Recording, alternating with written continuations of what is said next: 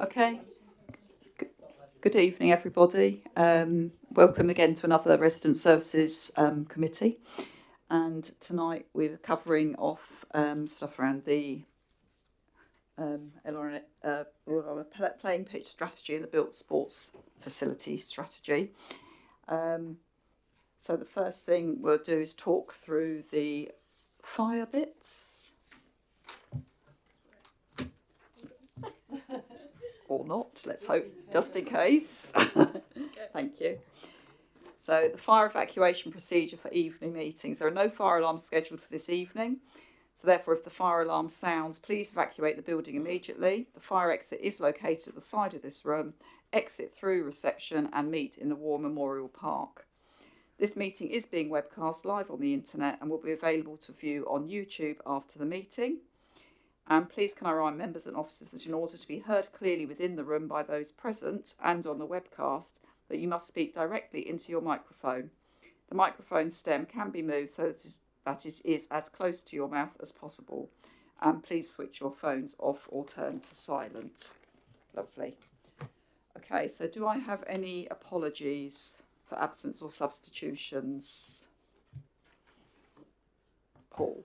Hi, Chair. Sorry, I'm substituting for David McIntyre. Okay. And there's no other apologies or substitutions. Right. Okay, so declarations of interest. Are there any declarations of interest? Councillor Vaux.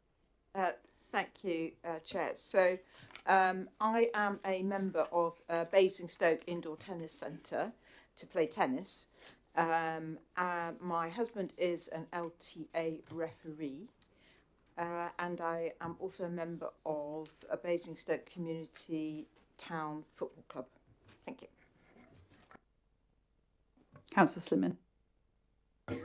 Thank you, Chair. I chair Barlows Park Community Football Ground, and obviously I'm a town councillor, which does get involved with things. Thank you. I think that's it. So moving on to the next item. The first item is item number 3, minutes of the meeting held on the 13th of November 2024.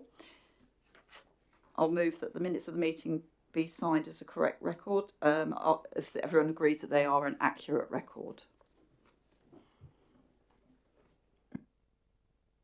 I take it that means that's agreed.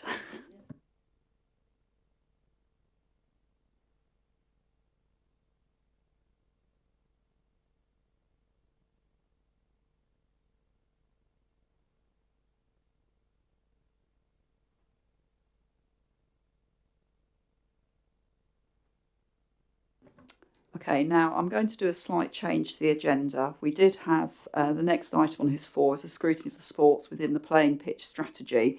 But because we've got later on, we would be doing the work programme, and included in that would be a review, an update on the LRNA task and finish group we held. But I thought it might be useful to go through that first because there were some actions on it and it obviously fits in a little bit to what we're going to talk about. So that will just give a bit of background information.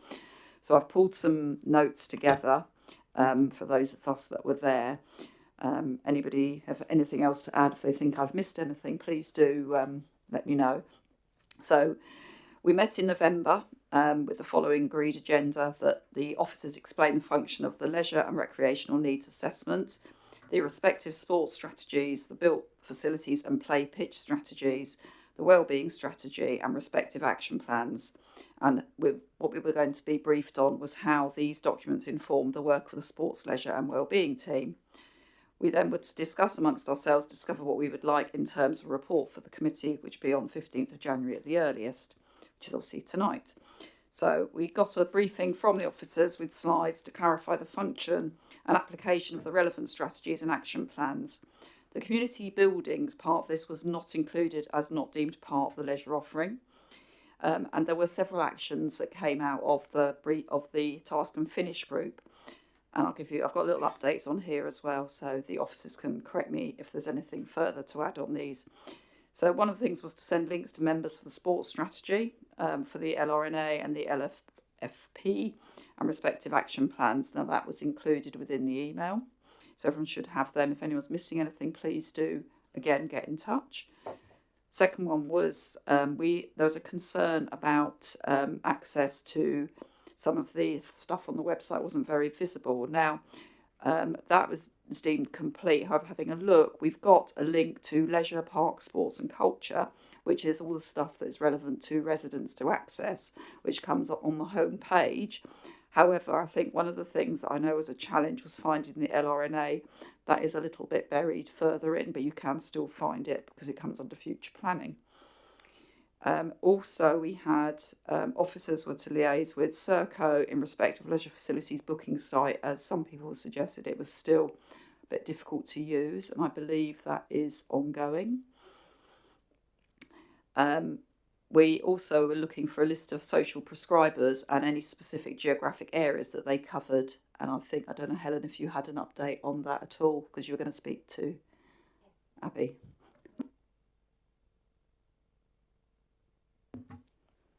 Thanks, Chair. So we're due to come to committee in March with wellbeing updates to that action plan.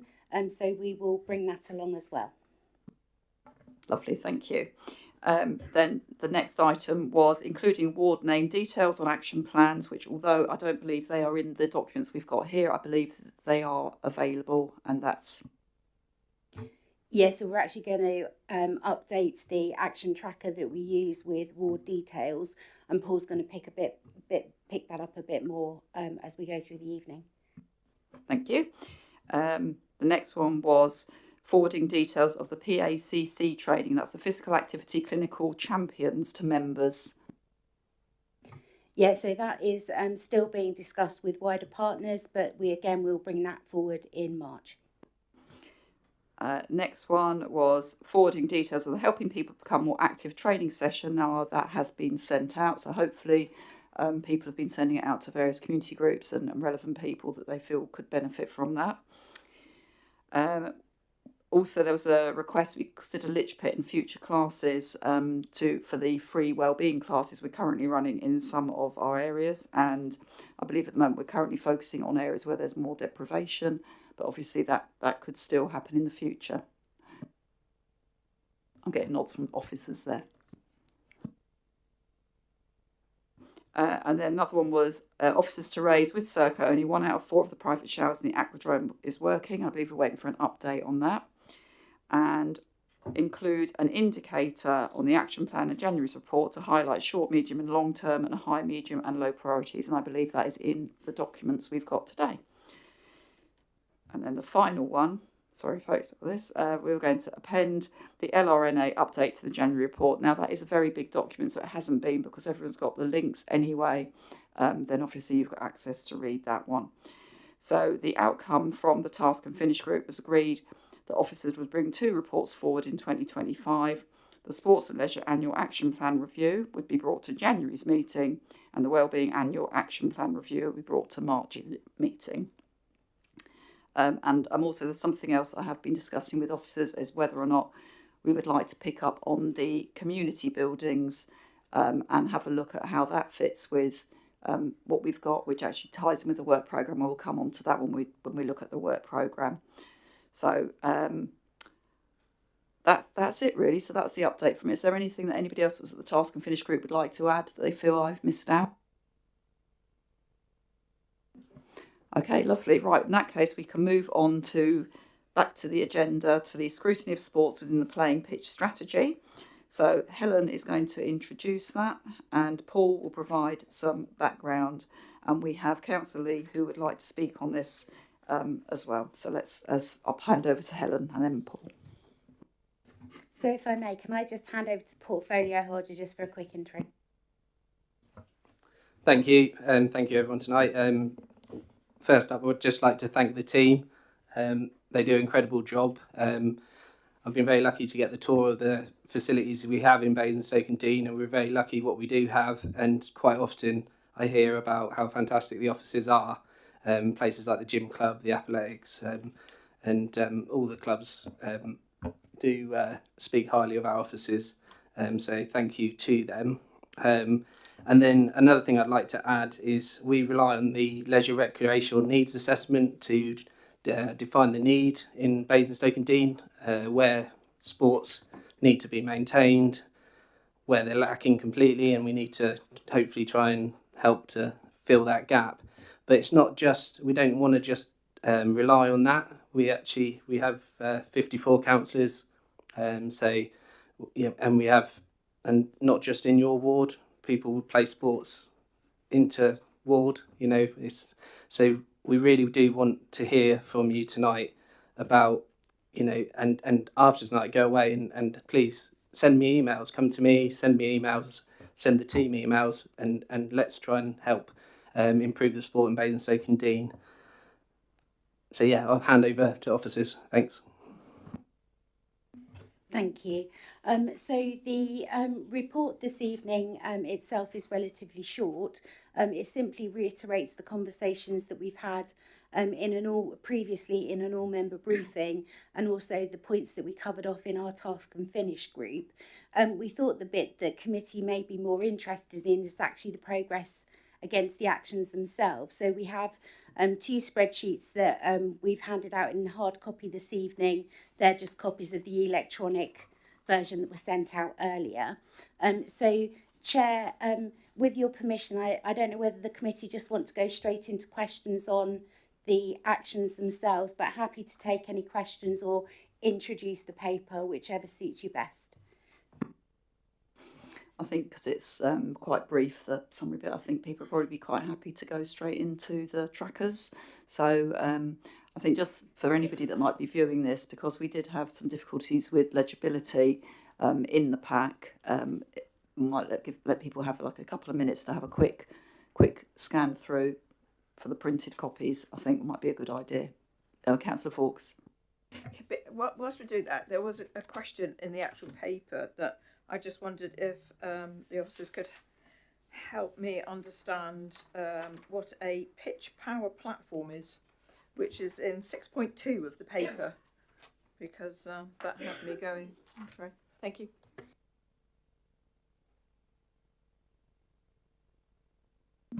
Sorry, so Pitch Power is the latest app technology, so it's ultimately linked to the Football Foundation, and also the RFU and the ECB are starting to use it, but it's effectively an assessment of natural turf pitches that you can either do yourself or grounds maintenance team. And what you do is there's a series of things that you need to upload, and then it gives you a grade for the pitch from satisfactory, good, excellent. And linked to that is then funding requests. So you do it for all the natural turf pitches, and they will fund up to a period of 3 to 5 years.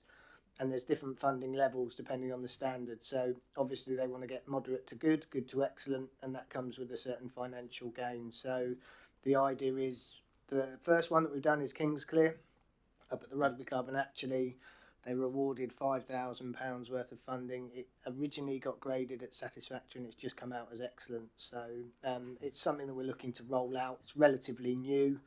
As part of the site assessments for the LRNA, we included all the criteria so we could use that to just input it into the Pitch Power app. But it's a bit of both, so you can also have the clubs can do it on their own home grounds, as well as our ops team and things that we maintain we can add on as well.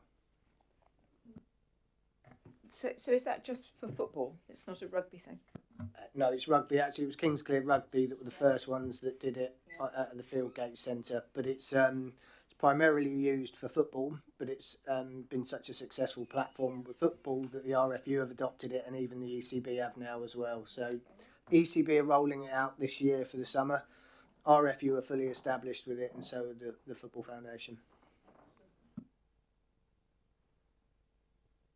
Okay, I'm now going to invite Councillor Lee to talk.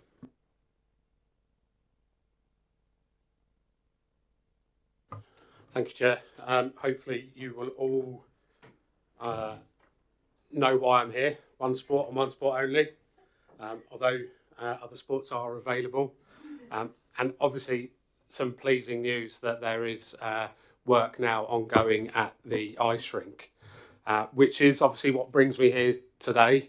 Having a look through the built facility tracker, one mention of rink. I didn't know that indoor bowls was a rink. That's learnt me now. So obviously had a little dive into the LRNA to find that ice sports weren't considered as part of the LRNA, which was deeply disappointing to read, considering the number of people who play ice hockey, that watch ice hockey, that participate in figure skating.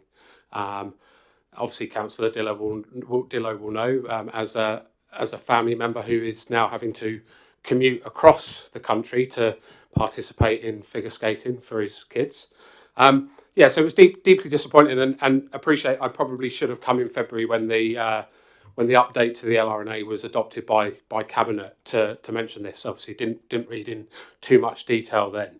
But I think we're missing a very big section of people here, and I guess as a committee, how can we go about bringing those people on board? Now, I appreciate in the document in the built sports facility, it says that that the ice provision is provided by a private business, which I guess as an ice provision for people who want to go ice skating on a Thursday afternoon or a Saturday is brilliant. However, we have sports that are played on ice that aren't catered for by this council purely because it is an ice sport. How does that kind of add up when we're willing to cater for people who play pétanque, for other smaller sports, just because the building itself is hosted or owned by a private company?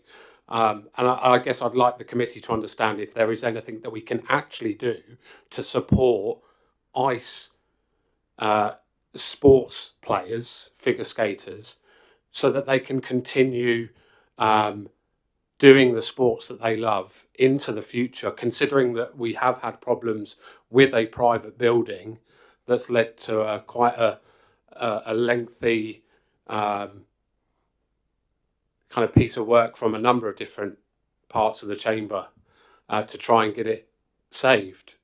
We don't want to go down that route again, and I think we can do so within these strategies and through the LRNA, which would obviously unlock some sort of funding to be able to support that through the relevant ICE governing bodies. So really, that's just from me. Nothing else to note on the rest of it, I'm afraid. But thank you, Chair. Thank you, Alex. I don't know if the officers want to respond. Yeah, no problem. I'm happy to pick that up as well. And I think I'll go back to Sport England and get some further clarification on things. Where it gets difficult with it is it's cited as a commercial operation in the LRNA. And where that becomes difficult is investing public funding without it having it secured through a community use agreement.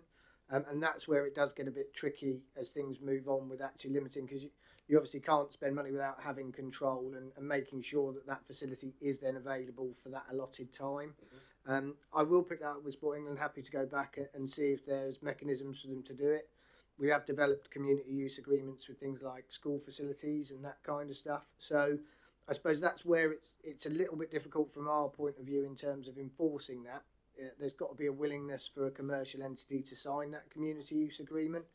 It could be through leases, etc. But happy to look through it and kind of work out what their angle is. Is that okay?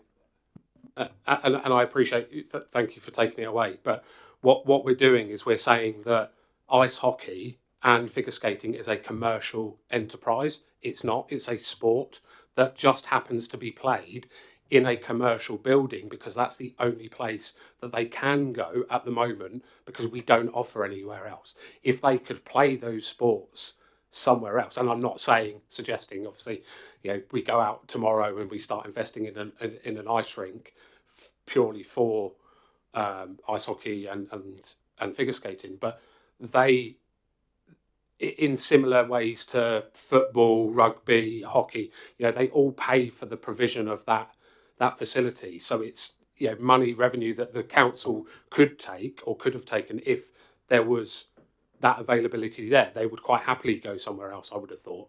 But because they don't, they are then lumped into this bit that they are a commercial entity, and they're not. They are sports teams, sports clubs.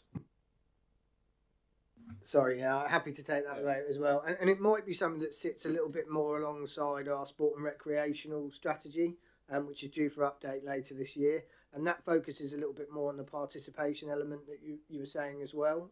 And that will be then kind of developing growth and things like that within the game.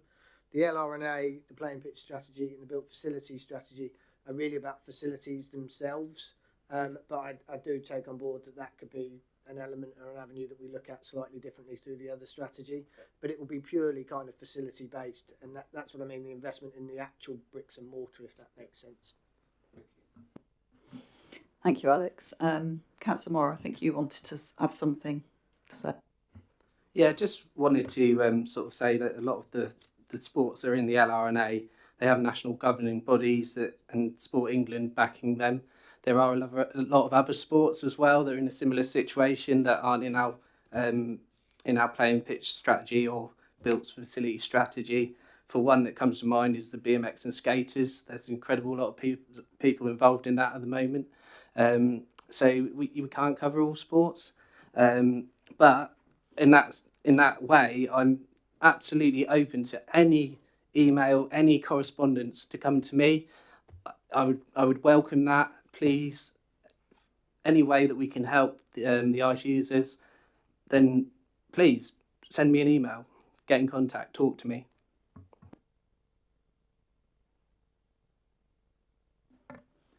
Alex, did you want to ask another question?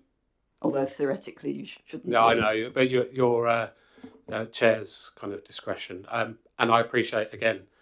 There are lots of sports, but just like every other sport, they do have a governing body as well. So it's not to say that this is just a sport that's picked up as an aside. They do have their own national governing body.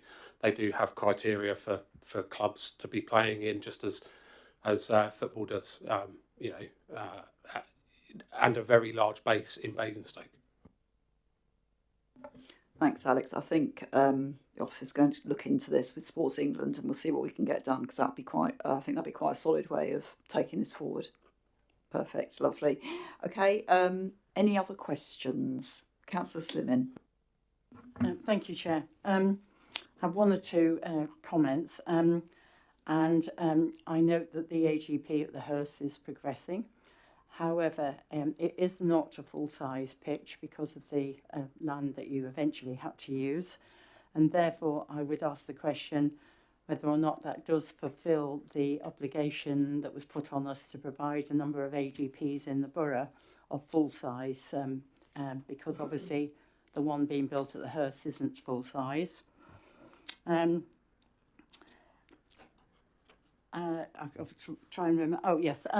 And there's no mention of any increase in grass in grass pitches in the area. Is there a need still for more grass pitches, and are we actually addressing that? I know there's some comments about various other places, like potentially with Manydown and others, but I'm sure that there may still be an unmet need. I certainly know that recreation studies in my ward in the past have actually showed a shortfall of grass pitches. So whether or not there is anything there as well. I'll just ask all my questions, so get out of the way. Did we identify any gaps of provision, a bit like Councillor Lee has just mentioned, for other sports? The reason I'm asking that is that I'm Chair of Rec and Leisure on the Town Council, and we're currently being asked to have a look at what we could actually deliver in conjunction with town and parish councils. I think obviously it's always forgotten that town and parishes actually provide an awful lot of our sports facilities in the area.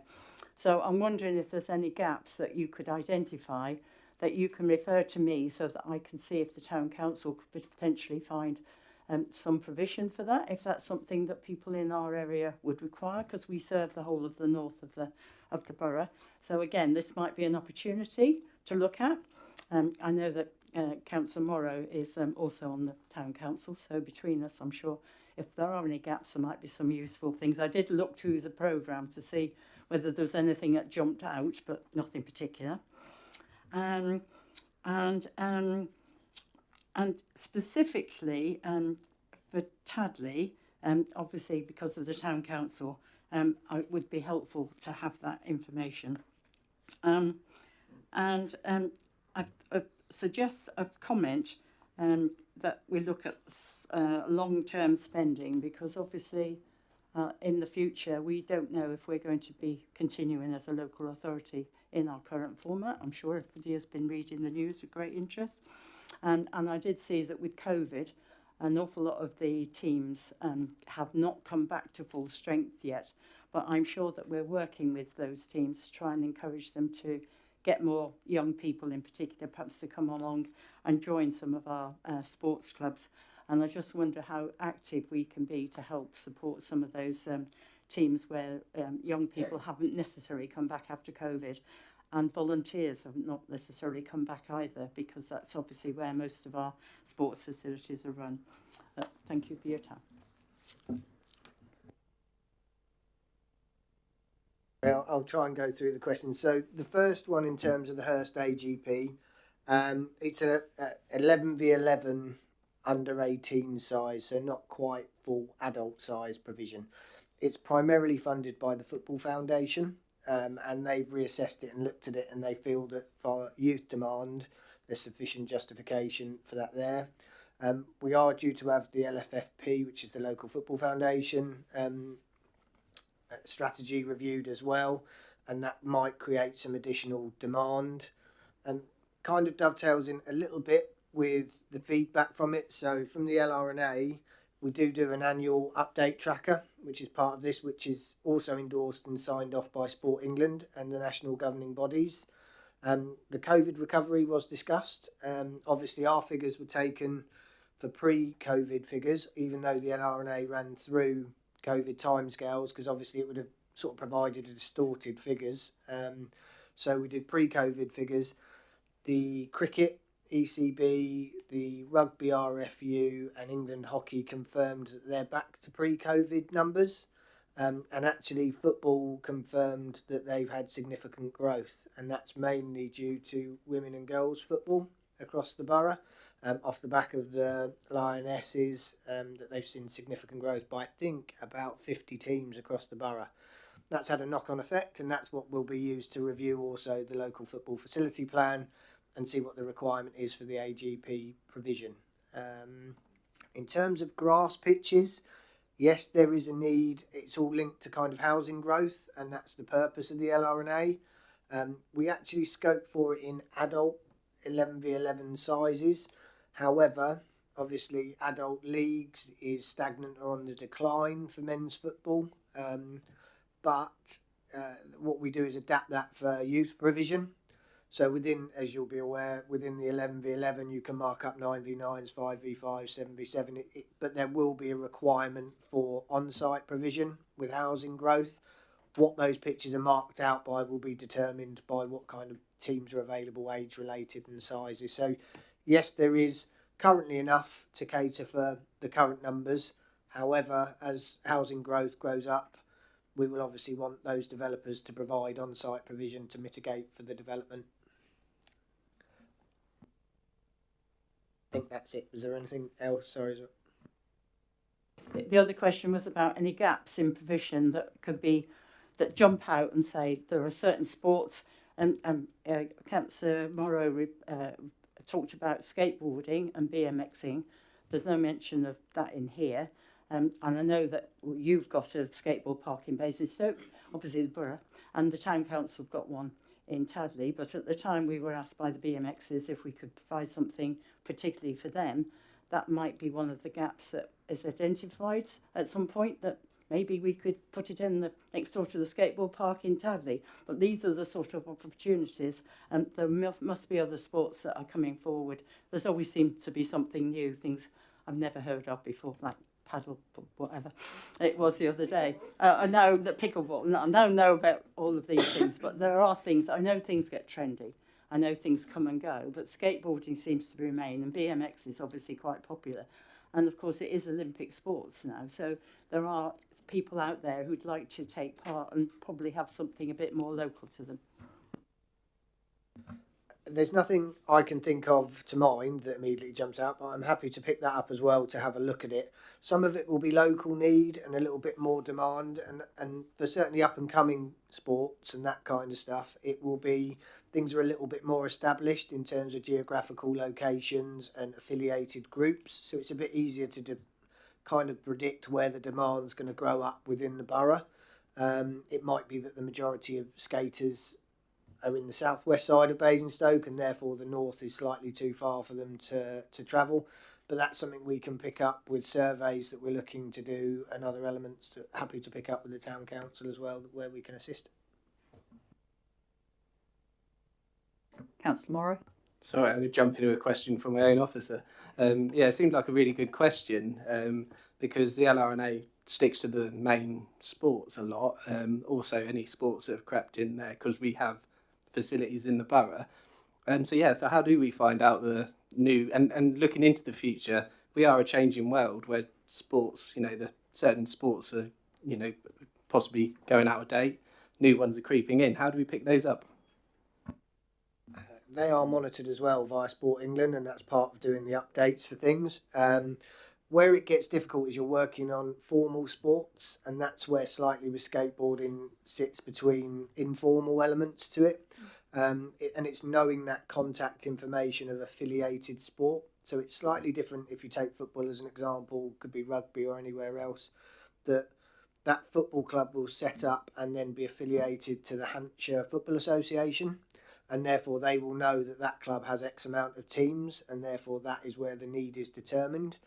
At the moment, skateboarding, for example, and sports like that are up and coming a little bit more, that there's no necessary affiliated groups, and it tends to be a little bit more informal. It's something that's developing quite well. We are, obviously the wellbeing event and LinkedIn that we've got with the guys down at the skate jam that did it at War Memorial Park. So we are looking to develop those. It's the mechanism that we've got for knowing where informal sport is taking place rather than the formal affiliated. And I guess the more knowledge we get, the more people and the communication that comes out, we can then start plotting it on the local element rather than the national governing bodies, if that makes sense. And I think that's where feedback from the ward councillors is really important. So the more we get to hear from ward councillors around things that they're becoming aware of in their area, the more that information that gives us that we can then look at. So I think if you hear anything that you think would be useful to us, then please share that with us so we can have a look at it. Sorry, can I just also add something like the pump track is a really good example of that with the funding that we got from British Cycling. So it kind of happened at an informal arrangement and it started to grow, and therefore there was affiliated groups, and we were then able to access funding from British Cycling, who funded most of the pump track, which is down in War Memorial Park next to the skate park. So it sort of snowballs effect. It's in its infancy, and the more it develops, the more opportunities there are to access funding for it.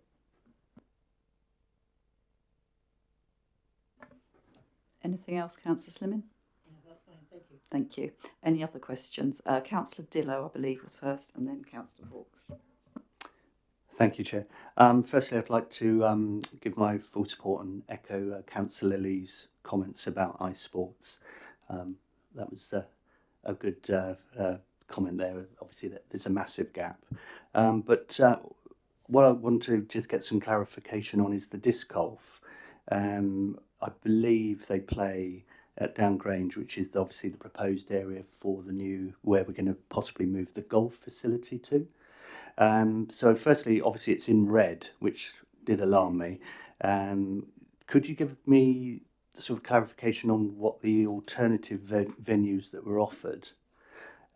Because obviously going forward, if we do move the golf facility to Downgrange, they actually won't have a home.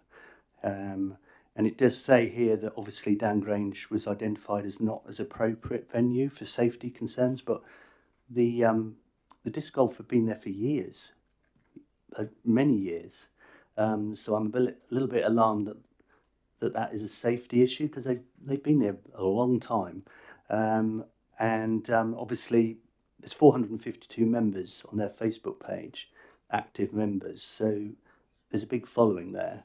So it's not a well-known sport, obviously. The reason I know it is because it's obviously in my ward. But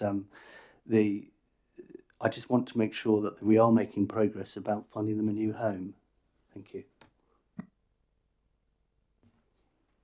No problem. Happy to pick that one up. So yeah, I will take it away as well and feed up with them. I've not spoken to them for a while, to be honest, and my understanding was that they'd folded, and certainly the people that were involved in it weren't running it anymore, which was the rationale behind it. What it was is it was a temporary arrangement. Originally, it wasn't a permanent facility, and that's probably where we need to add a bit more narrative to this document to say about making it permanent.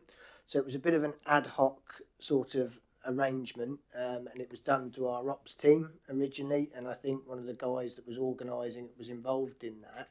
So it wasn't necessarily pre-booked and established, and what we were trying to do was sort of formalise it, and actually if it became a permanent facility, that then all the courses and the holes would have to be marked out and appropriately done. We did challenge them with things like the risk assessments for it, in terms of what have you got in place to make sure it's quite a well-used site around there with dog walkers. Because it was informal and moved around, that we had a few issues with frisbees flying and people kind of being a little bit wary of that. I believe we did come up with a few venues. I want to say Beggarwood Park. I think we even looked at lime pits, and we were looking at alternatives that they could be suited. Because the guys were there and based on site at the ops team, they didn't want to move around or anywhere alternative. And I think that's where it became quite local. So if it has grown to the extent now that you're saying in terms of the number of members, then I think it's definitely something we could do with engaging with the guys again. We used to involve them. We have an operational meeting at Downgrange for all the resident clubs, which involves Petonk, as well as all the athletics club, rugby, hockey clubs, to discuss the kind of arrangements for down there.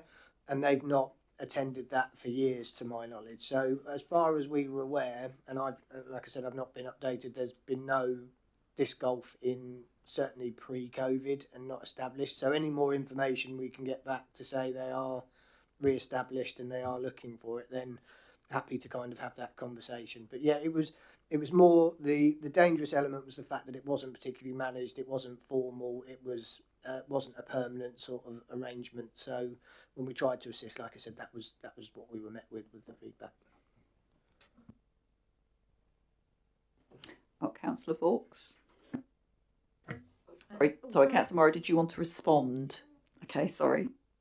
So it's just to respond to Councillor Dillo, just bringing up the ice rink again.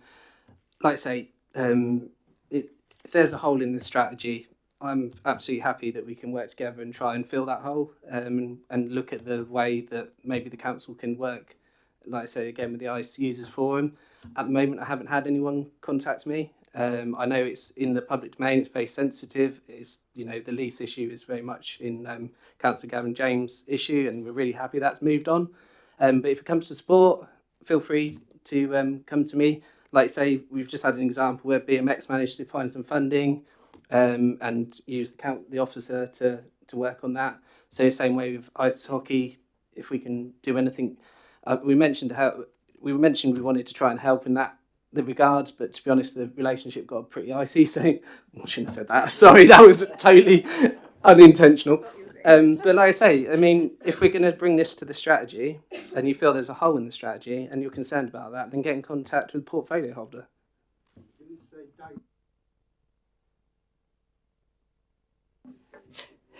Councillor Vaux. Yeah, just carrying on from that. My sense is, from the time I've spent with the users, that it's less about necessarily the main ice hockey team. It's all the other kind of ice activities, the figure skating, the other kind of and that competitive side of it. That is the area that I think we should be getting more involved in. I do think the hockey teams, particularly the A team, is run as a commercial exercise, but there's a load of other stuff that goes on at the ice facility that I think loads of juniors and stuff. Anyway, enough has been said about the ice rink. I wanted to talk about a couple of things, so I'll just work through them if that's okay, and then you can just come back to me. So, look, starting with rugby. So I was just looking at is where number 14 is here, and it's looking at the conversion of the main pitch into an artificial grass pitch for rugby at Down Grange. And I thought we'd sort of moved on from that, and that we were looking for a multi-use artificial pitch for the rugby teams to train on rather than to play on. So I think I would be really interested in a minute. We will do it. We'll do it in a chunk if that's okay. And the one above that, I just wondered if you had any progress on this pithy issue of the BCOT owning the land up at Basingstoke Sports and Social Club, because the rugby club does struggle with the drainage issue up there, and I know it's a pithy problem, but any update would be appreciated. And then turning over to tennis, because I really do have to talk about tennis.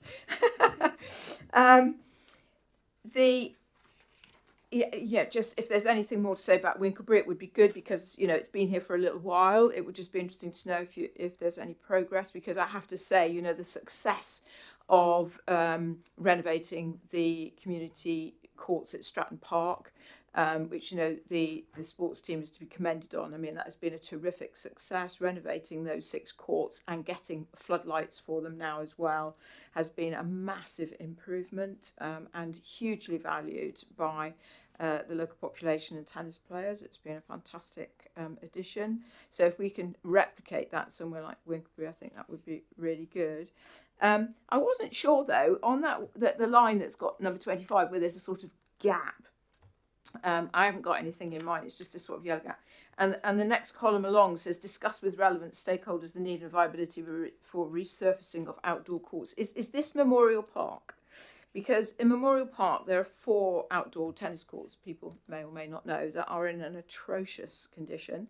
I'm extremely grateful to you and the external team who maintained the courts, who tried their best to get the courts playable for the weekend, because against my advice, at the NTA had thought that they could use them to have some junior tournaments overspill, because we had a lot of kids turn up for a tournament, sign up for an LTA tournament. And, I did say I didn't think they were playable, but in desperation, I said, could you go and have a look? And the guys responded immediately. I mean, it was fantastic, the response, that they went straight down and looked at them and agreed they were not playable. But, members are anxious about when there will be any update on the resurfacing of those. So if you're able to talk to us about that, I think that would be really reassuring for them. Members did ask some questions, because I said we've got this meeting tonight, and they were asking if there was any possibility of getting a training wall put up down at Memorial Park, preferably. And that is just a wall that you've got a sort of tennis net line on, and kids, it's the kind of thing you could actually put outside. It could be anywhere. It didn't have to be within the tennis facility, and anybody can go with a tennis racket and a ball. You just hit it up against the wall, especially somewhere like where that facility is, because you've got no housing around. You're not annoying anybody by hitting a ball against the wall, which can be annoying if you're in a house living nearby, but it is often how kids start, is just by hitting the ball up against the wall. So they asked about that. They also asked about lighting on the walk. There's a path that connects. What's the building called? The John Arlott building. Thank you. Down to the courts. I mean, it is a footpath that goes underneath the road and on, isn't it? But it's very dark. So when people are walking between that building and the courts, if you haven't got a torch, it can be quite lethal. So people just asked whether it might be possible to think about some form of lighting for that. And then they also finally asked, for that section, I've still got others, for Stratton Park courts, I've already been liaising with officers about repairing the external fences, because basically you've got to have a pin to get in to the courts. It's a very low fee for an annual thing, and you can book the courts and play. So it's really accessible. It's very good. But there are still kids that like to get in any other way they can, and they try to lift the netting around the outside of the courts and crawl underneath. And that's in hand, which is fantastic. Some of the straps there, the centre, you have a white strap in the middle of the tennis courts. 3 of the 6 straps have disappeared. Members have asked the NTA what's happening about replacing them, on the assumption it would be the NTA that would be responsible for replacing them, and nothing's happened. And so it's a long-term thing. It's not something that's just happened last week. So it would be helpful to understand, is it really their responsibility or is it the borough's? So that would be useful to know. Are we, with the advent of paddle and pickleball, so again for folks to know, pickleball is really easy to convert and double use tennis courts with pickleball. You just need some extra nets, and down at Memorial Park on the indoor courts, there are 4 indoor courts, and those 4 indoor 2 of the courts have got lines for pickleball, so there are 8 pickleball courts down there, which is great. So are we going to add to this tennis court sort of section? Do you think that, given paddle and pickleball are national things and people have tournaments with them and all the rest, do you think they will be added to our LRNA, or what might be the tipping point for them to be added? And are we still thinking about supporting the NTA to put up paddle courts down there as well? And the reason that I think it might be interesting for councillors to know that is that paddle courts are quite expensive to put up. They're not cheap. But it is a very popular sport. It's quite easy to play. It does get people into playing and giving them exercise without having to have the skills and coaching of tennis. So it's a much more accessible sport. But at the moment, you've got to be quite well off to play, because it's mostly the big leisure, the Many Downs, the Wellington Farm, those kind of places where it's quite expensive to get in and play. So any update on whether there'll be paddle planned down there would be helpful. I am a bit concerned about the pricing structure at the National Tennis Association at Basingstoke. So the Memorial Park is a borough facility. It's owned by us, contracted out to the NTA to run the tennis facilities there. Okay. Prior to this, it was very accessible. You could pay as you go. Join group coaching sessions. It used to be about a tenner. You could go and have group coaching for an hour and half an hour of social play. Now you can't do that unless you are a member, and there's a monthly fee to be a member. You can book a court and play, but it's double the price it used to be. You get a discount if you're a member, but it's a monthly fee. So they've replicated the leisure industry kind of thing, like a David Lloyd or whatever, where you pay a monthly fee. So I thought I would leave it for a bit until it's all settled down. They've got their coffee shop open now, which is helpful.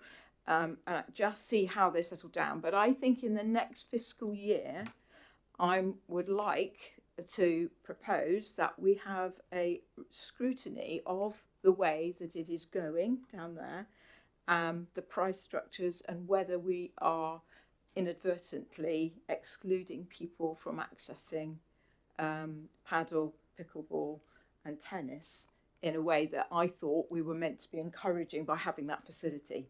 I think it's become quite expensive, comparatively speaking. So that worries me. But I think it's too soon to think about that now, because the contract hasn't really been going that long. But I think soon we should be scrutinising it, Chair, and having a look at it. Can move on from tennis. Netball. Really, I was pleased to see that we've got a court survey coming up at the netball courts coming up. I mean, it was a state-of-the-art facility that we have down there, and I spent quite a lot of time supporting the netball club over the last couple of years. I would just be interested again to know whether we've been having any further discussions with our netball community about a strategic approach to netball in the borough, because it does seem to be quite fragmented. There seems to be lots of different netball clubs. And, the more I look, the more there are, which is fantastic. Most of the schools seem to have netball groups, and there's a lot going on. But when I talk to them, they don't know about the other ones. And whilst I'm not saying we should take responsibility for that, I do think that the group that used Russell Howard seemed to be quite keen to take a lead on trying to promote it. So I just wondered if any more happens there. And then finally, on the croquet, have we had any success in expanding to a second lawn at the Thornycroft Bowls Club? Because we looked at that, didn't we, a couple of years ago, and they suggested some areas that might work, and we were less sure that it was possible. Have we got to a sort of stalemate, or do you think we can do anything with it? Is that okay? Super, thank you. 2 seconds. Sorry. Can I quickly say something on the tennis before? Just want to say about national tennis, because since dealing with Ed and them coming in, I think they've been fantastic, but obviously pricing's not come up, so thanks for bringing that up. I think one of the problems is if we're talking about doing pickle, paddle, all these fantastic things, putting lighting in, then we can't have, they're obviously going to have to price it quite at a certain level. But that doesn't mean we can't look at accessible prices for different people. So, so people that may need cheaper, we might be able to let them access tennis. But one thing we're not thinking about in that is participation. And from what I think the officers will say is the participation at Warm Royal Park tennis has gone up a lot, I believe. So yeah, on that, yeah. Did you know about Tadley netballs, mums? You seen them? Yes. Come across them? Yeah. Brilliant. Yeah. No problem. I'll try and go through them. So the rugby, you're right in terms of at the moment it's still allocated on the main pitch. That's what we've got planning permission secured for. And the reason why it hasn't updated is because it'll probably look different next year. We have had discussions with the rugby club. The LFFP has only just started in terms of the consultation for a shared usage. It does seem positive, and it is still our preferred option to put it adjacent to the main pitch. But again, it's subject to planning approvals, it's subject to funding strategy. So I think yes is the answer. It's the reason why it sort of stayed in the medium term is this is kind of what has been adopted and still is secure. But we are we have further advanced it. We're just not at the stage to be able to formally update the document with it yet for that. So that's that side. The Peacock land and the drainage is a difficult one. We have quite ongoing dialogue with the guys up at the sports. I forget. I know it's Maze Bounty, but the Sports and Social Club. The problem being is the investment limits because of not having any formal lease in place. Obviously, that's the one thing that we do have an issue with. There are look-to-do drainage problems, and there are ongoing conversations that are happening with the RFU. But this, I'm hoping, we'll be able to get around it by the Pitch Power app as well. There might be some improvements to it. However, drainage is very expensive, and it doesn't necessarily solve your problems. Once you enhance the facility, you've then got to have a significantly enhanced maintenance program. That costs a lot of money, and obviously, I mean, I think you're talking upwards of £100,000 to £200,000 per pitch minimum, and then an ongoing cost. So we need to basically ensure that there's a significant length of lease arrangement in place before anyone would look to invest that level of funding into a facility. But it is ongoing, and at the moment it's still currently the way it is. However, I do speak to the Sports and Social Club about them trying to secure a lease through BCOT. So that's one.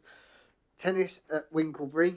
Yes, there is the proposal to replicate a similar principle to Stratton Park.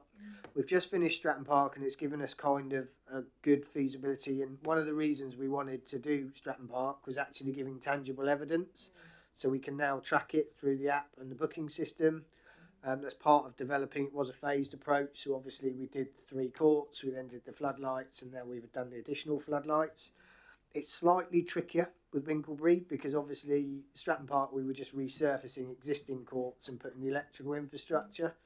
Up there it's a massive space and it's done in a real ad hoc informal mugger, if that makes sense. Yep. There's already electricity there to it, but it's split. It's a really big, large open space, in fact probably significantly bigger than Stratton Park square meterage, but it's all split into different areas, so it would take quite a considerable amount of money to turn that into a good tennis playing facility. So as part of a wider picture, we've also looked to how we're going to split it up, and we want to do some consultation with the local residents in Winklebury as well, because it's great introducing that side, but we've kind of come up with sort of options possibly to make some of it an open play facility where it will be on a lesser standard of facility, but kids will be able to go and access that facility free of charge, and then obviously run alongside the more formal kind of sports provision. And the reason why there's attaching a small surplus fee is obviously that allows us to build up sinking funds to make sure that the facility is maintained to a high standard.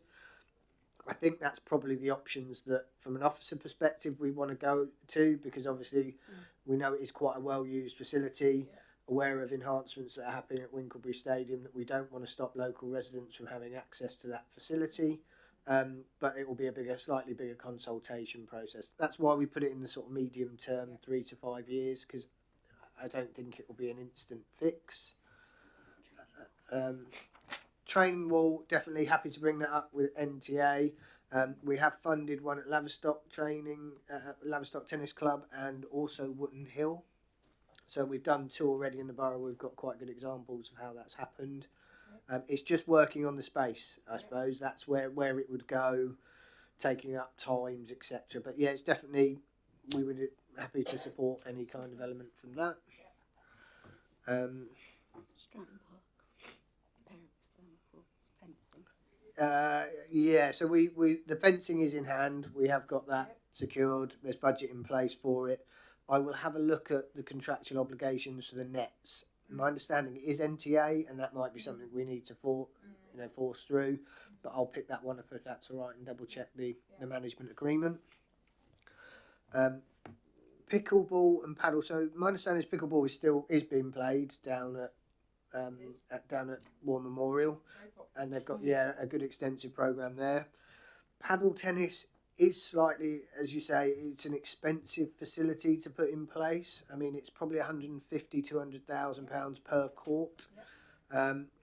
Where it gets slightly different is the evidence base of LR&A, and not turning where the quickest win would be is if you've got an existing court that wasn't being usage, or you've got over provision, you could look to adapt it, which would save money.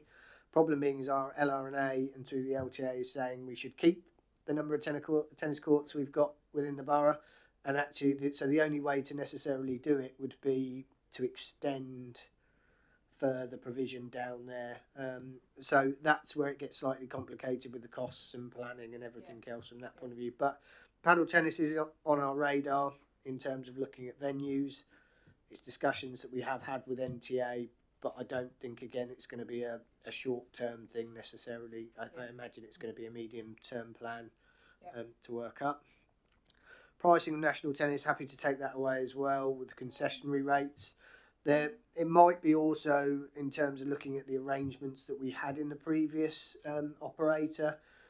There's obviously things like sinking funds and funding that provided to the council to make sure that actually the courts are maintained to a high level.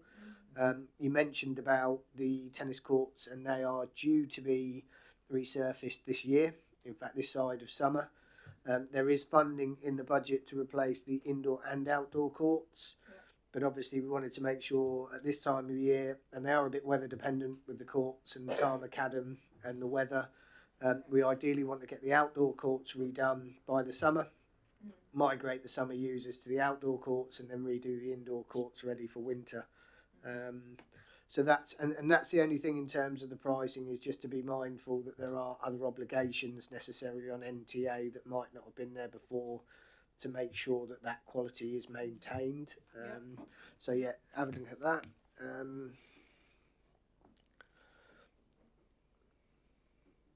And netball, so yeah, they are due to come out and do the surveys for it. It's probably, things have evolved a lot in terms of where they do multi-use games areas and Time Academy.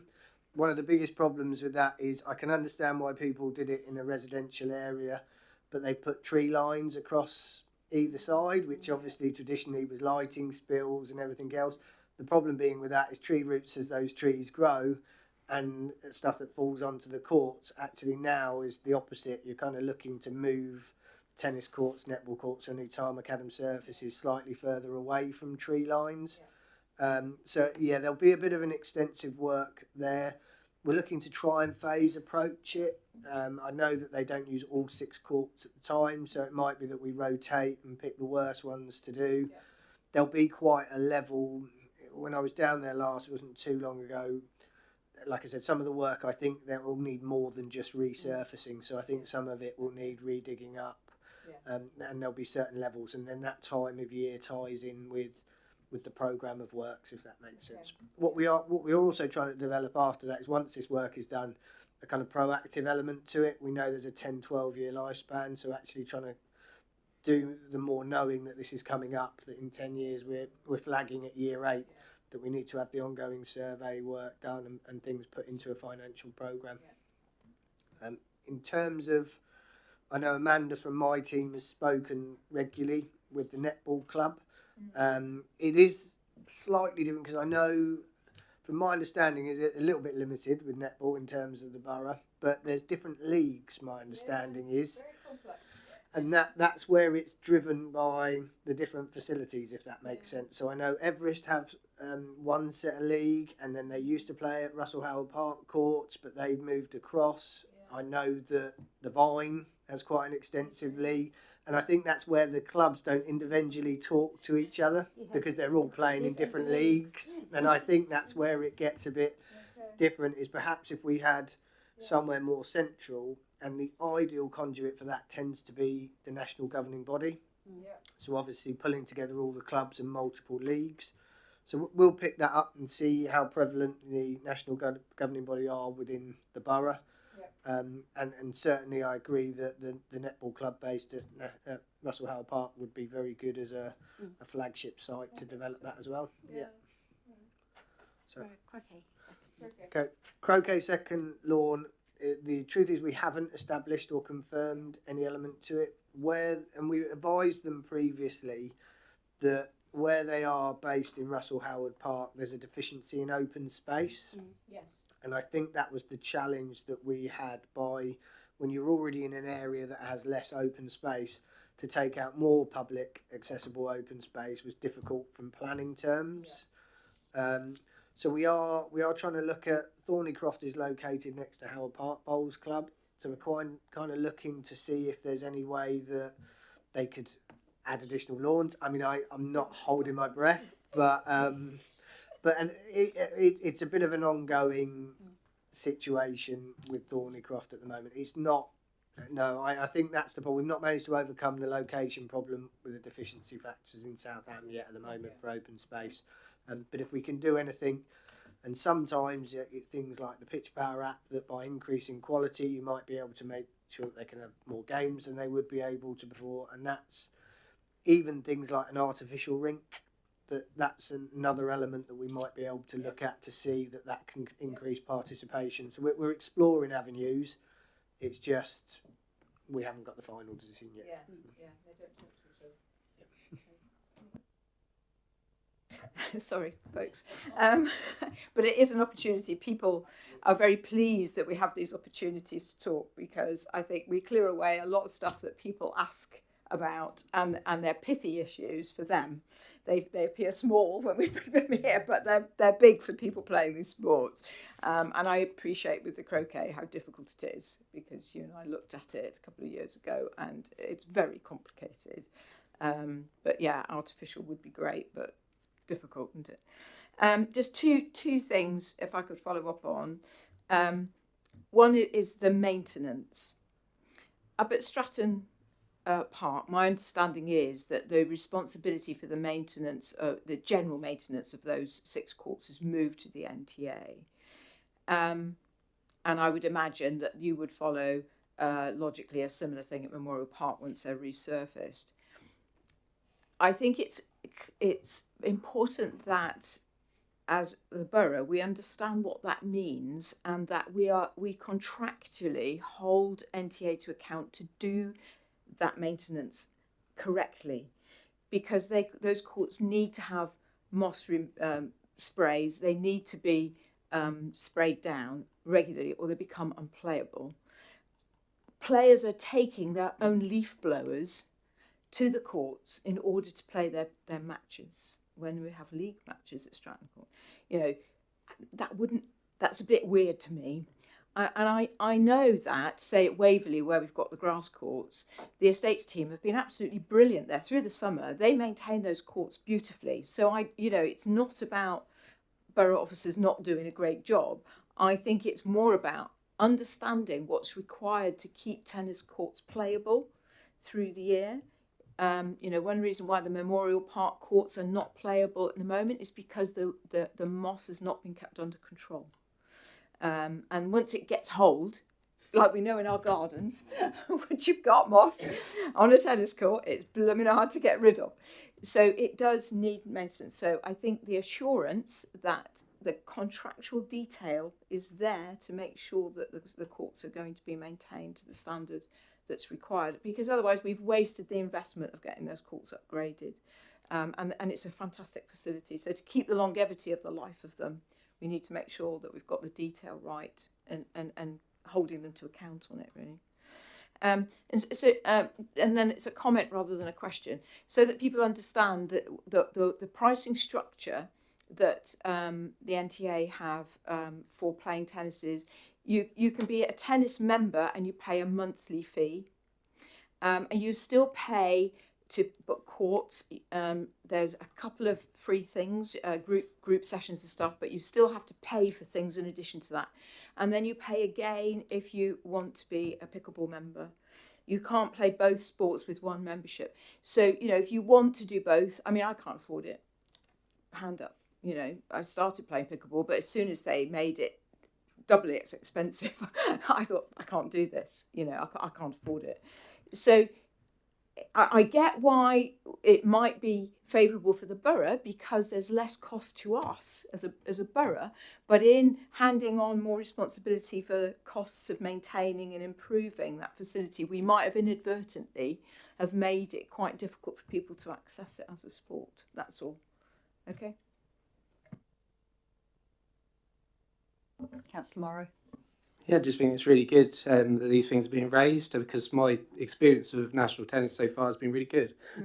So just to raise these matters is really good, because if they're not doing their maintenance, and we want to get on top of it, and with the pricing, then if you're paying that, then we definitely look into it, and just want to extend that to other councillors, and just try and keep an eye on the sports in your ward and bring these things up. And please email me any issues. Email the offices if you don't want to email me. Thank you for bringing it up. I'm going to ask some questions and then I'll come to you, Stacey. Right, okay. One of the things I noticed in both of these trackers, we don't have a lot of dates, and we've got quite a lot of yellow, which is obviously a bit concerning. And I know some of the things, there are some things that we picked out, things like the improved signage, for example, could be something that's quite an easy win. And obviously if there's dates around it, I appreciate some of these things. Also, it might be actually also including where things are out of your control and you're reliant on third parties to come back to you, just so that we can sort of have a bit better clarity around these things.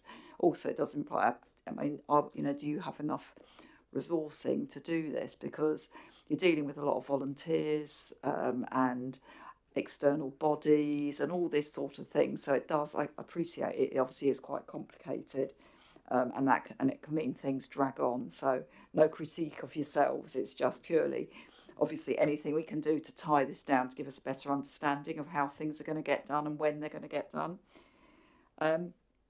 On that one, I think something that Councillor Morrow's talked a lot about is this idea about the comms between councillors, between portfolio holder, and also the various groups. And there's various things that Councillor Vaux has picked up on as well, which show that potentially, is there any way we can look at improving comms with all these groups, these bodies, maybe getting some sort of form of regular updates with some of the key players, maybe? I don't know. I'm sure you do that already, but something that might help to alleviate some of the gaps. And something else, which I think, Councillor Moore, I think you and I might be having a chat about, is around inclusion and inclusivity.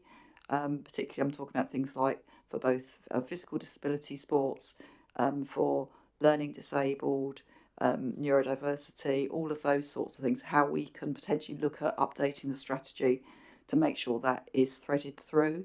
Because I do think, certainly some of the work I've been doing outside of this committee, it feels to me that we have a gap in Basingstoke covering that one. So, Councillor Morrow, did you want to come back on something? Yeah, just to say that one of the things I want to do with the team is to renew the overarching sports strategy. They're not quite ready yet, I don't think, with how busy they are, but I'm hoping that we will get around to doing that. So that, for me, that would putting a bit in about inclusion in that part of the overarching bit, and then obviously working into the detail, but definitely would love to.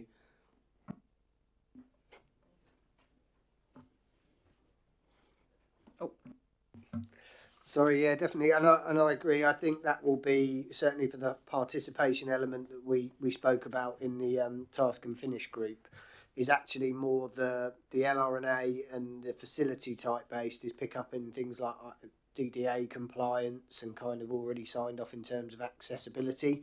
We do consultation, but the actual design in these things and the build elements to it should be picked up to ISOs, etc. But I do think that actually the participation element and the support we could give there definitely should be picked up in the update for this year for the sport and recreation strategy. In terms of the resource and the dates in terms of putting here, yeah, it is probably a challenge working with community groups and volunteers. That's always the case. We do have a fantastic network of volunteers and everybody with Basingstoke. The only other thing I would say is this kind of year one update. So obviously we do all the evidence base, and then after that you're tracking to it. So as they go on with the annual updates, you'll get more and more projects come to fruition and stuff starting to happen. If you imagine it's adopted and you kind of know where it is, and then you're setting year by year what your project delivery times are. And that's why we try, and although there's no set dates on them, they only come when there's sort of a project commencement start. The colours are kind of to reference short, medium and long term to give you a bit of an idea of time scales on them. So, and that's where we've referenced the 1 to 3 years for the short term, which ideally would be in the green, medium term amber, longer term kind of into the red. So it gives a bit of an indication on timelines. But I appreciate as it goes on, I'd like to think, and hopefully for next year, there's more and more dates and times and projects that are updated as the strategy develops. Thank you. And is that to come back, Kerry? Because Paul's talked to me about this a lot, and I think I can get it right. Yeah, so a lot of the things that are in here are aspirational because they're determined by a lot of different, like whether housing developments go forward, and also, so I've gone blank now, but yeah, and national governing bodies, whether their funding comes forward. So it's very hard to put a specific date on some of the things. That's why I think you probably keep it to short term, medium term, long term, because if housing development doesn't come forward or funding isn't there, things get moved around. So you can't put specific dates. It's just, this is what we want. We're very lucky in this borough with what we have got, and these are the things that we hope to get if we can get there. I think if there was anything that could sort of try and tie it down slightly, even if it's in quarters or, maybe some updates in the comments that actually give us sort of a rough idea, because otherwise you just worry that things get sort of kicked in the long grass, and I know they don't, but you know what I mean. Yeah, if only there were some long grass to kick it into. So we do actually start. So we have the dates when we have secured the funding. We know that we've got a project plan. We can make those dates really visible, but we will take it away to look at the narrative to see if there's anything we can do to improve the narrative to make that approach clearer on the document itself. Thank you, Helen. That's great. And I had Councillor Hart and then Councillor Hussey.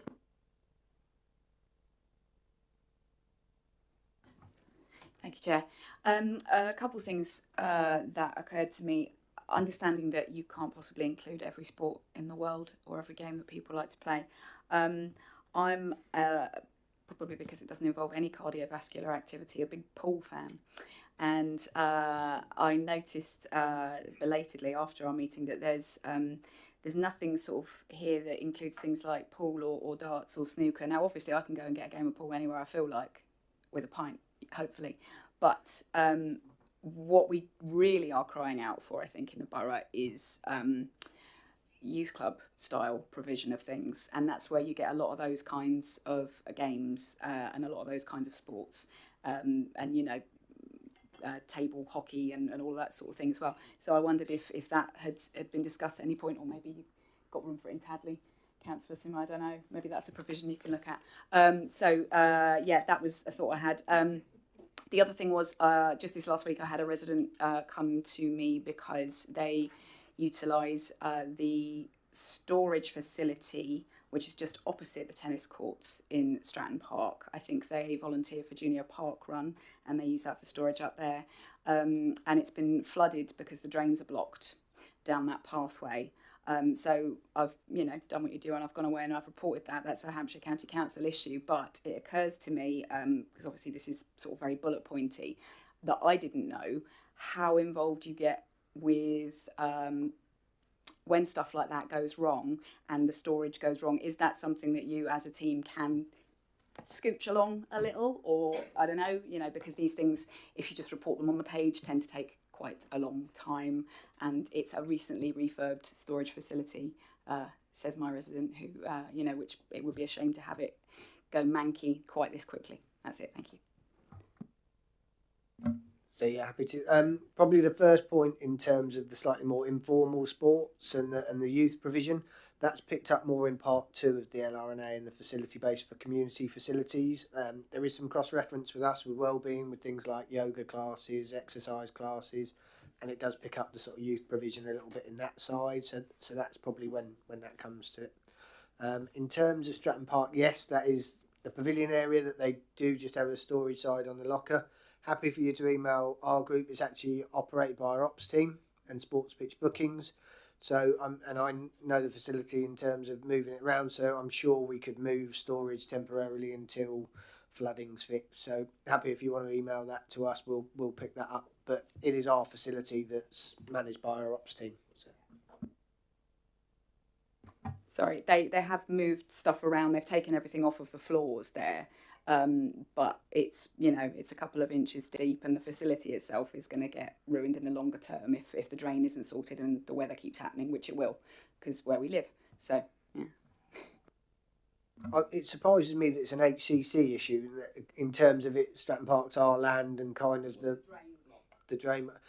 I'll pick that one up with them in terms of that. It's on a raised structure as well, and I know where they store their stuff, and it seems to be on a lower level kind of insurance, but there's actually, I think, something like 12 changing rooms in there, and it's a mixed block of both as well as a kind of community area. So there is options for us to move it round, but you're right, we don't want it to get damaged. We've just refurbished it. So I'll pick it up to see where it is with HCC or anything we can do in the interim.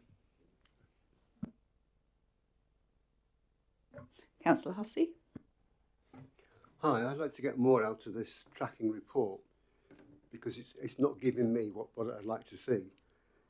We've got short term, 1 to 3 years. When did we start counting? There's no version number on this report. So in 6 months' time, when it comes back and it's still 1 to 3, are we still starting at 1 or are we now up to 2? So I'd like to know where we're moving. Now, when we're not moving, and it's because we're waiting on a third party, they're a blocker. I'd like to know who's blocking, because that will manage our expectations that we're not going to see progress because it's the NTA or that they're not responding to our correspondence or whatever, ABC. If they're not responding to our attempts at contact. So I want to manage my expectations, but I want you to do it for me. So if you could look at the issues I've just raised and see how you can build that into the report, that would help me. Yeah, thanks. We'll take that away.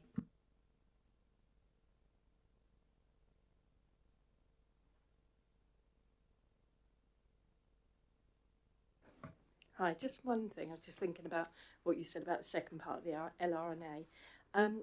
Do you work with other, like with health, for example, mental health? Because sport and exercise is really good for improving people's mental health.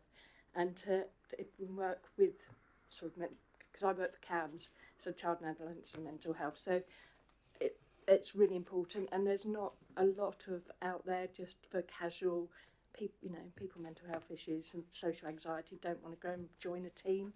They want to do other stuff, really. So that was just a point I just wanted to raise.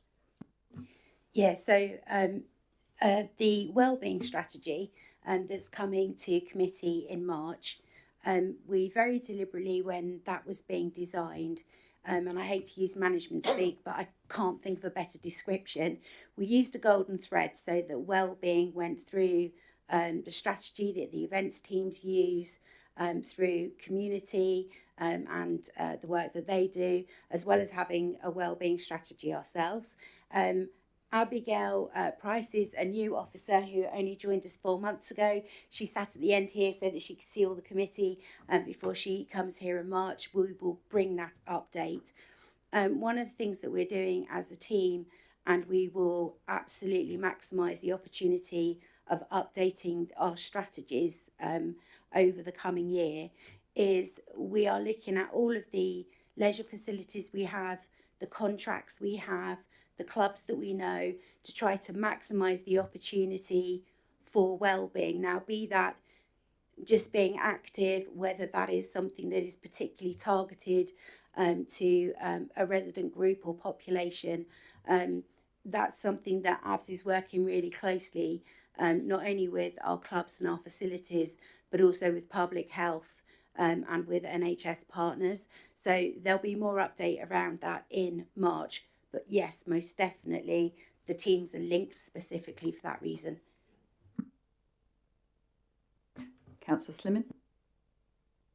Can I just add to that a few years ago we worked with the disability groups in Basingstoke at Barlow's Park, which I said I chair. We had a day where all the children came, which they absolutely loved. They were running around on the ground and falling over and having a fantastic time. And we had Chelsea Football Club came along and supported them. And it was a really good event, which we were happy to host for nothing, at no cost to anybody. And we did hope that that might deliver some further engagement with them. But unfortunately, that didn't happen. And I know then we went into COVID. But I think these are opportunities where we can actually get more inclusivity with young people in particular who can come along and join in with sport in an informal basis, but also potentially with our local football clubs. And I'm sure Chelsea aren't the only ones that go out and do things in the community. So I think there are opportunities there, and it'd be interesting to see whether we could perhaps follow that up again in the future. Absolutely, and I think one of the things that was really interesting about the Sport and Wellbeing Day in the park last year was just how people engaged with that who may not otherwise readily engage with sport. And I think one of the things that's really important for us to do as part of our sport and wellbeing strategy is recognise that this isn't always about formal sport. Sometimes it might be waymarkers in a park to help individuals just go for a walk. Sometimes it's just about building confidence in communities that may not have the confidence to go out. So I think understanding all of that is part of the work of the wellbeing strategy, so that we can then start targeting those groups or those areas where we recognise that there may be a gap, and that's part of the work that ABS is doing. Councillor Fawkes? Thank you, Chair. Just a comment on that. And I'm looking forward to hearing more about it in March. But one of the things which I think makes a huge difference to the participation of sport and for inclusivity is access to toilets. And I know it's taken a long time. I mean, I've been banging this particular drum for a number of years now. But, like the park run at the Memorial Park, the number of runners that have been in touch with me to say, when are we going to be having access to the loos? When can we get in there? Stratton Park, we did manage, with the help of your officers, to manage to provide a toilet for people playing tennis matches there, which has made a terrific difference, because basically we wouldn't have been able to run them. You can't invite people to drive all the way from somewhere else in the borough to come and play a tennis match and they can't have a wee. It's really difficult. So that is something that I think is really a relatively small thing, but hugely important. When you think of all the people who need to use toilets more frequently than the average person, it's very, very important. But the thing I wanted to ask about is on the built facility tracker. Sorry, back to the tennis courts. The indoor courts, because they come under this built facility rather than the other one. I would like to understand what we've got in mind to do with those indoor courts. I know that money has been put aside to improve them, which is fantastic. My assumption was that the money was going to be used in the cover for the courts, because there's a huge amount of condensation and difficulty with those courts every winter. We take towels with us to mop up the water. So I assumed that it was going to be the covers, but it looks as if it might be the courts themselves. So I think it would be helpful to understand what is planned. And in the one of the far columns here on number 23, it talks about existing carpets need to be replaced within the next few years. So where are these carpets? Because there are no carpets down at the tennis courts. Is this related to something else? Thanks.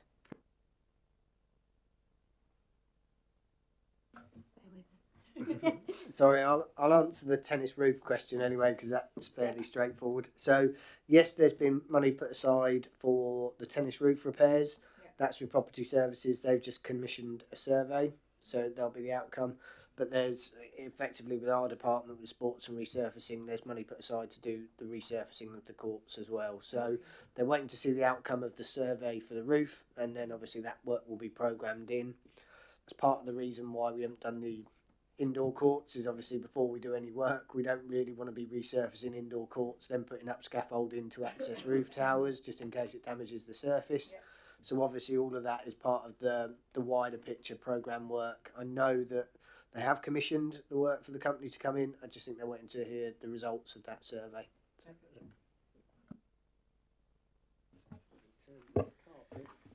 So I'm just going to jump in about the toilets. Since this administration's taken over, they've made sure basically put in the council plan to make sure toilets are reopened. And yeah, we've got the War Memorial Park toilets open for Park Run. And to be honest, a lot of this work's down to Councillor Laura James, who has advocated for this. And so I had to say it. She's back at home thinking about how many more toilets she can open. But anyway, thank you.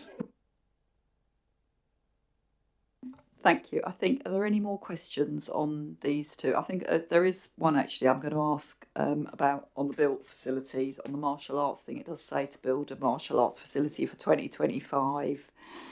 And I know, and I do understand the challenges with all the different martial arts clubs in Basingstoke, and the sort of the level of sort of competition between them all, which makes it quite challenging to bring them all together to talk about this sort of provision. But I just wondered if there's any update on that, and obviously that date is definitely going to disappear. To be honest, no, there is no update. We're still at the same current position in terms of trying to persuade people to co-locate. It's something that we think there's benefit in growth, but the reason why we've left it, and it probably will be put back in the strategy, but actually with any building design, if we can factor in the need for martial arts, certainly when we're doing new centre facility growth, that actually to have an open, adaptable facility that can cater for aerobics classes, etc., That also opens up the time available to book for clubs if they want things like martial arts type training. So although it doesn't necessarily help us with the actual facility improvement with that side, it does give us an idea of the need. But yeah, unfortunately, if anyone comes up with a solution, I would gratefully appreciate it, to be honest. Thank you. Are there any other questions or any comments that people want to make on the trackers and the report? If not, I will sum up.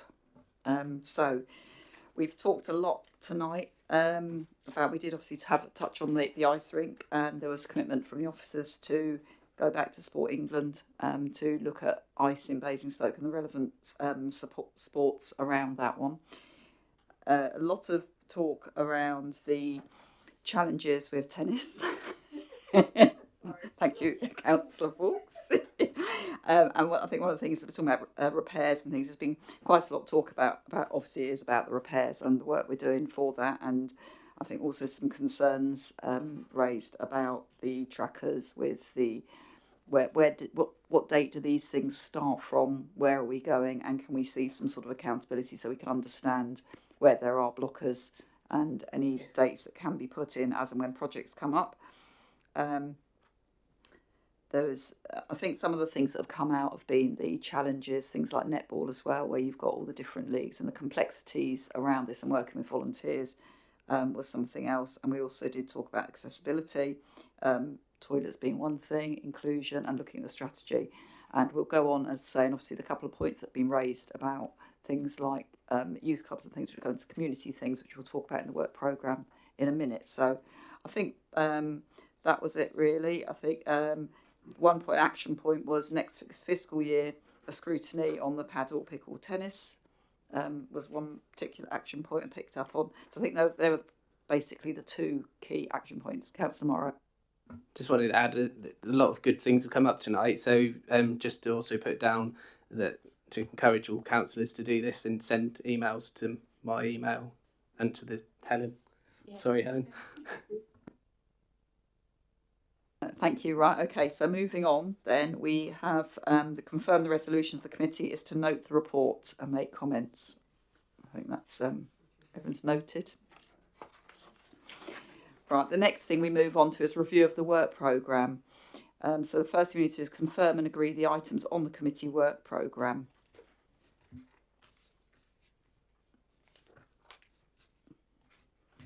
So I'm just going to open up. So we've basically, as it's already been indicated, we're going to be looking at the wellbeing annual action plan review report in March. I also suggested at the beginning, and this ties in with the youth facilities, looking at what is a sort of have a report back about the part 2 of the community buildings and the facilities, and some of the work that Abigail's been doing perhaps might be useful, because that will all come in under that one, if that's agreeable with officers and can be done. So what I'll need to do is, Abigail works closely with the community group, but we don't deal with the part 2 work that's with Sam and the community team. So if it's okay with Chair, if I take that away just to check with Sam, because I don't want to promise on behalf of another officer a report to committee, but I will certainly raise the question. Absolutely, that'd be great. I mean, basically, I think the idea would be that we make sure we cover all bases around our community facilities, making sure that we're covered, and that also we then get a rough idea of what we have got and where there's any gaps, which actually leads me on to the next item for the work programme, which is agreeing a way forward with Councillor McCormick's topic suggestion form that he raised a while back. So now reading, Councillor Hussey. Sorry, I've missed one point out. In the minutes that we just approved earlier this evening, minute 24, Councillor Dello requested that Planet Ice be invited. Now, we haven't covered that. I'd just like an update. Have they been invited? It's not on the work programme. Thank you. Unless you've withdrawn your request. Sorry. Thank you, Councillor Hussey, for raising that. Yes, we did. They were invited. They turned it down, which is their prerogative. But they have promised an update, and there is an update that has been published, and the link to it is circulated. And I believe, Councillor Dillo, are you comfortable with what you've got from now? They've agreed to give fortnightly updates on social media, and I believe the council is also putting out a sort of an update that coincides with their updates as well, I believe. Okay.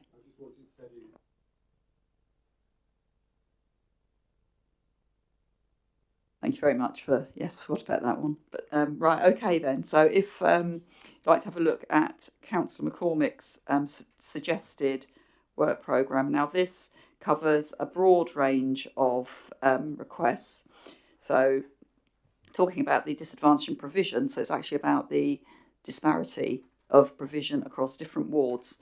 A lot of the things in here are things that wouldn't be within the remit of this local authority.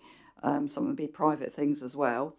However, I feel that just to put it out there for discussion, one thing that we can, by doing the community buildings, by looking at the community work that the community team are doing at the moment, looking at the provision that's within the wards, they'll probably have contacted a lot of the members here and the other ward members about what is within each ward in terms of provision that is within the council's control. I think that would be a good place to start. So over to you guys to see what you think. So Councillor Slimming. Thank you, Chair. I first joined this council nearly come up for 3 years ago now, and one of the things that was discussed at the time was looking at all the wards and looking at what facilities were in the wards.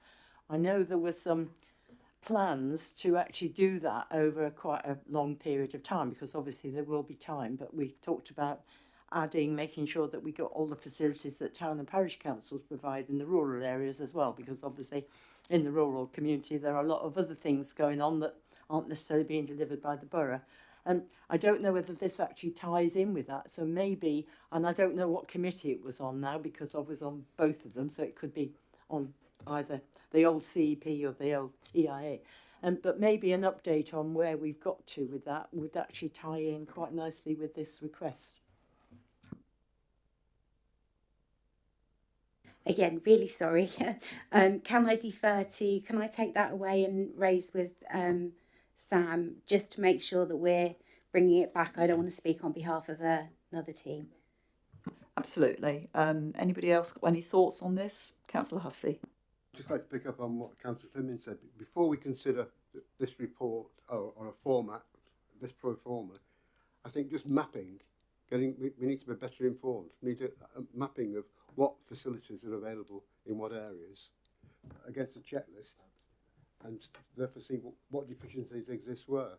Because some of the deficiencies are going to be way outside our control, and as the states develop and age, we find out we've got schools in the wrong areas and people have to travel across bound. I'd just like to understand what the scale of the issue that we're facing. Councillor Vaux.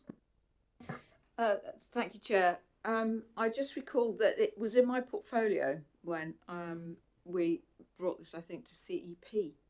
I think it was. What we should have at the moment, because that's what was there when I left the portfolio, is there should be, for every ward, there should be a breakdown of what are the major facilities. So that would be what schools, what churches, what community facilities, the basic structure of every ward should be there. Sam Charlton was leading on it, so I'm sure she can help us, remind us if it's still there and if it's being updated and that kind of thing. The decision at the time was, Joe, that we did a pilot before I took on the portfolio of, I think, 3 areas, an in-depth thing where we were looking at a gap analysis, which kind of it feels a little bit like this, not exactly the same, but a bit of a gap analysis to see where communities might feel that they need something additional. What we found with those 3 pilots at the time was that most of those gaps were not things that the borough could take responsibility to do anything about. So it was felt to be quite a tricky situation where the communities that the borough was working with wouldn't necessarily be happy to pick up the responsibility of finding ways of closing the gaps themselves, and we're looking to us to do that, and it created a bit of tension. So I think the decision was that it was better to create these resources where we looked at all of the different facilities in each ward and what was there, and then it's somewhere that communities can access if they want to put a bid in for something, because it talks about demography and deprivation and all of that kind of stuff as well. So it was a resource for grant funding and that kind of thing. So it seemed to provide the basis of what communities wanted. So, Chair, it doesn't solve your problem here, but I think if we consulted with Sam Charlton, I think she would be able to inform this committee or the chair or whoever, however you think it is appropriate, about the practicality of dealing with this. Thanks. Thank you, Councillor Fawkes. I think Helen and I have already had a chat about this, and I think one of the things that I think what might be really useful, we're obviously asking Sam if we can have an update per ward on the status of those reports. I know I've just gone through the exercise with Popley, with one of the team, to pick up on all the facilities there. So I know those documents are there and are being updated. But obviously, if we knew in a sort of like just a general list of each ward, where those documents are, how up to date they are, what the progress is on them, I think that could be probably the simplest thing, and that could come hopefully, if it's not too onerous for Sam's team, to pull that together for March as part of the wellbeing thing. That will give us a starter for 10. Does that sound like a sensible way forward? Councillor West. Could I just, obviously, from a fellow Labour councillor, put this forward. I know that one of the things that he was considering as in putting it forward was the consideration on how budgets were spent and all the rest of it. I know that we've got a major meeting on budget coming up next month. If there are existing reports, it would be great to be shown those ahead of time. I know that obviously we're probably not going to get a chance to report back to this committee itself until March, but just being able to be directed in the direction of existing reports. If these reports exist, that's great. That's fantastic. The snapshot that we're after of these wards in whatever state they're in currently, it'd just be good to get that before budgets are passed, and we're not able to use that information to inform how the budget is scrutinised and informed. Can I just clarify a point just to make sure that I take the right questions away? What you would really like to have is some direction to existing reports, even as they currently stand, just to help inform conversations. Okay, thanks. I just wanted to make sure I got it right. Councillor Fawkes. Chair, the ward profiles are on our website. If you just put ward profile in, Basingstoke ward profiles in the search engine, they come up. Chinham's is here. They are dated 2021. So just people know. I don't know, just around the table for the different wards. I mean, as I say, I know I've just been doing this for Popley. I don't know in other wards whether you guys have been involved at all. Nothing yet, so maybe mine's just come up first. Councillor Grassi. I've already mentioned earlier to the officers about Lichpit with its one basketball net, and there is a playing field which is a sports playing field next to it, although it's not an enormous big piece of ground, but that is all that's there for the young people of Lichpit. And besides, which is not included obviously on this, a couple of swings. That's about it. So I would like, for that area for the officers to have a really good look at that area and see what they can bring to Lichpit area, as it's very important because there's so many families with young children and teenagers in the area, and also there's adults that want to also enjoy sports as well in that area. Thank you. Councillor Hussey. I think ward boundaries are rather artificial. They're ones that we've created. And some of the wards are quite large. So in your ward, where you live, you could be a mile away from facility X. But the next ward, only 100 metres down the road, is there. So I think ward boundaries, we need to be very careful about talking about ward boundaries. They're the things that we've created and we've moved them as time's gone by. So I would like to see the facilities, not by ward, but for the borough, where they are, and the transport links between different areas.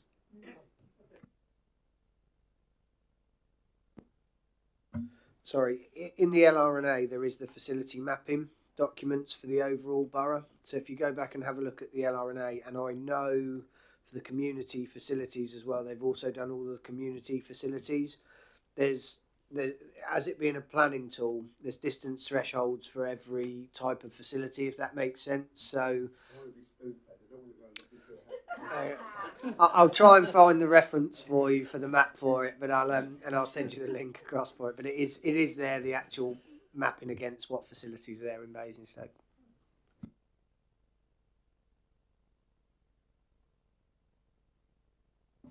So, any further comments on that, Jenny?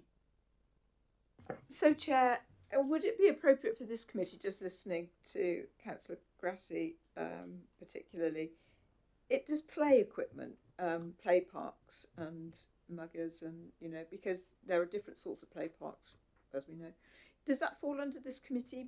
Because I know that under planning, it has to be so many miles, meters, whatever, or time. I can't remember the criteria because I've been to so many planning meetings trying to argue that we need more community facilities, but they do it as the crow flies, and often you can't get there because there's houses and stuff.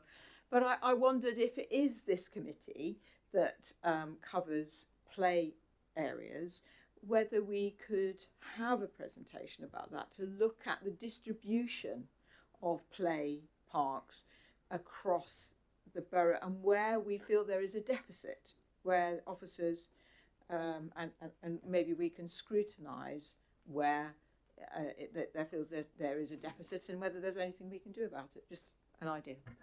I was going to say, I think that's an excellent idea, and I'm getting a nod from Fiona here. So I think it definitely is under this committee because we deal with open spaces, parks and all sorts of facilities like that. So I think we could put it in. The question would be whether we'd fit that into the March's meeting, whether this is starting to make the meeting a bit too heavy. Well, I think that you might want to consider waiting to discuss the community facilities because the community's building policy is due to come to committee, and we'd like your input on that, but that won't be quite ready for the March. So you might want to consider the bigger piece of work that you're asking for at the one after, and us bringing the play and with the wellbeing to Marches. And we can, obviously provide you with whatever you like, but there's certainly a piece of work that we'd like you to have a look at on the community buildings policy, but it won't quite be ready for March. But in terms of what you're talking about, there is a distance threshold that we use, and it's usually 15 minutes walking in urban and 15 minutes driving in rural. In terms of, I think that Councillor Hussey was referring to. The play areas will be skewed because back in the 80s, this council's policy was where we were spending council money, we spent it in areas where the residential areas were less likely to have gardens, rear gardens, and so children in those areas would be deprived because they wouldn't have play equipment available to themselves. So it was a communal facility, and that was a deliberate policy in the 80s. So it will be skewed because of that. So just summing up then on the work programme, I think I think we're agreed we'd like a report back on the status of each ward facilities report, even though they are on the website and got 2021, because obviously if they're in progress of being updated, that would be useful. We've also asked for this to come ideally as soon as possible because of the upcoming budget. And then also looking at getting a presentation on the play parks and facilities in relation to where they are and looking at how well dispersed they are. Obviously, you've got the 15-minute village town thing that they do as well. And then obviously, but not the community building side of it will come later. But we can certainly be interested. I think Helen's going to have a word with Sam and just see what could be done, and I'll have a word, see what we can bring to the wellbeing thing, to look at facilities, to see as much of what we can answer of this particular work programme request within the wellbeing aspect, obviously bearing in mind that some of the asks in the work programme request are completely outside of council control, but we'll do what we can get done. Does everyone happy with that? Brilliant, lovely. Okay, I think that then brings us to the end of the meeting. Thank you, everybody. Got a few actions I've scribbled down. I'll check them with Ellie as well. Usually forget to write them down, but I've got them written down this time, so I get caught out. And have a lovely evening, everybody, and thank you for coming tonight. Thank you.